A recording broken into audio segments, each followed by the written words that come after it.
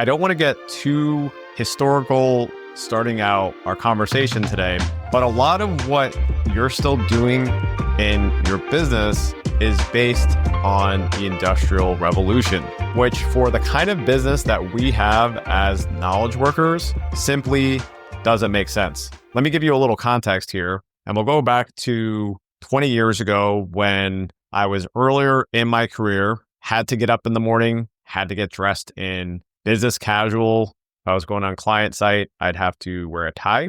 And I would spend, in certain cases, 2 hours commuting to the office or to the client site. And we're talking about hard commuting, right? The kind of commuting that by the time you got to the office, you hated your life. I know some of you relate to this, and some of you are back having to do this today. Through that time, I then spent all day sitting on the client site in certain cases, being stuck in meetings, being stuck in a world where the 9 to 5 was really based on the standards of the industrial complex. By the way, I'm not opposed to some of the benefits that came out of this, which is economic engines. But in terms of that, get to work on time, go through the horrible commute, spend time staring at each other in meetings, not actually getting any work done. This came from the years of showing up to the factory on time, making sure your boss knew that you were there, and everyone hitting their spot in the assembly line. But if you think back to the days of what are called the cottage industry or the cottage age, it actually looks more similar to what the remote world looks like, where people worked out of their homes. They were able to focus on their craft. They didn't have to get somewhere. I know they had chores. I know they had things to do around the house, but I'm also positive that they had time to enjoy their breakfast, spend some time with the family, some work done, do the same thing around lunchtime and so forth. Yet, as much as 2020 changed the fact that we now don't have to go into the office all the time, and I, again, was someone who did that way before that was popular, at least 10, 15 years before, you still are embracing that you have to be at your quote unquote desk at a certain time, being available for meetings, and you're not really benefiting from what is referred to as a non-linear workday, where you can shift your focus and get work done independent of it being 9 a.m. or 9 p.m. Now, obviously, I'm not suggesting that you should work overnight or never be accessible to your clients. And a lot of the people I work with, they have customers and clients. They're in professional services or coaching or agency work.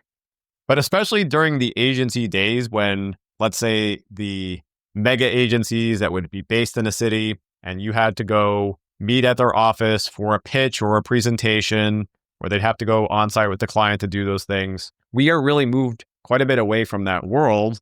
And it just wasn't a great way to work. It wasn't a great thing to disappear for weeks or months at a time and then pop back up and say, surprise client, hope this worked out well. So as an example, there are plenty of times that I might kick out early on a Thursday. In fact, last Thursday, after I got done with my final thing to do on that day, I went to my club. I sat in the sauna. I was doing some just relaxation, but I was also texting a client. I also told that client I was texting them from the sauna. I said, this is the way we do things in a world that is constructed around what works for us. And then on the flip side of that, I might also do some work on a Saturday morning when my kids are in a lesson or at a sporting activity. In between their activity, I might actually pop open my laptop, have a hotspot and get some work done. And actually, I love that. I love being able to work when I want to work, especially, actually, it's ironic that I like to get some of those things done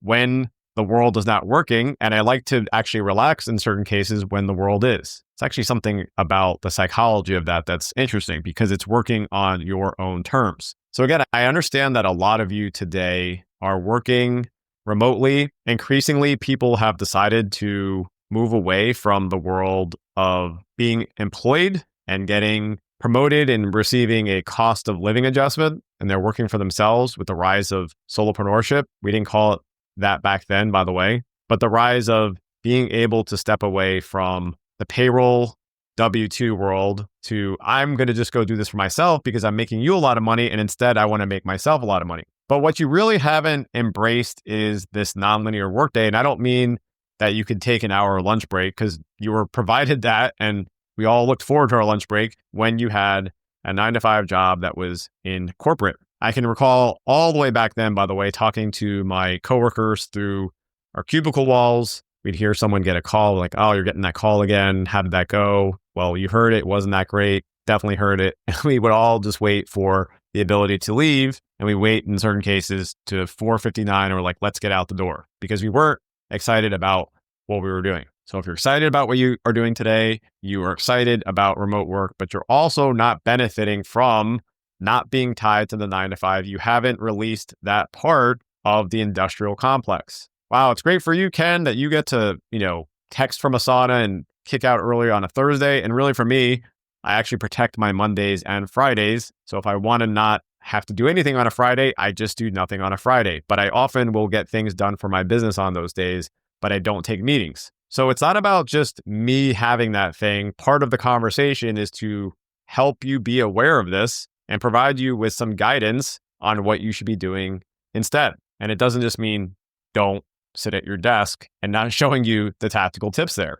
There are a few reasons I'm able to do this. The first one is that I have really dialed into what I call a lighthouse client. You've probably heard the term ICP before, ideal client profile or persona, but having a way to target a specific kind of client and without getting deeply into the specifics on a lighthouse client, which we will absolutely do in a further conversation, I have a lot of scalability in my business because I have replicated my best clients of all time. So if you want to just understand, or you do understand the concept of an ICP, just for today's conversation at least, imagine it's replicating that best ICP of all time. By doing that, my marketing, my sales, and my client delivery are all hyper scalable. In my agency, we would have 20 to 50 clients. I have more than double those numbers today, and I'm actually doing less work. I'm not managing people. I'm not managing a team. I'm not stressing out about which client is going to be ringing me up next and walking away and losing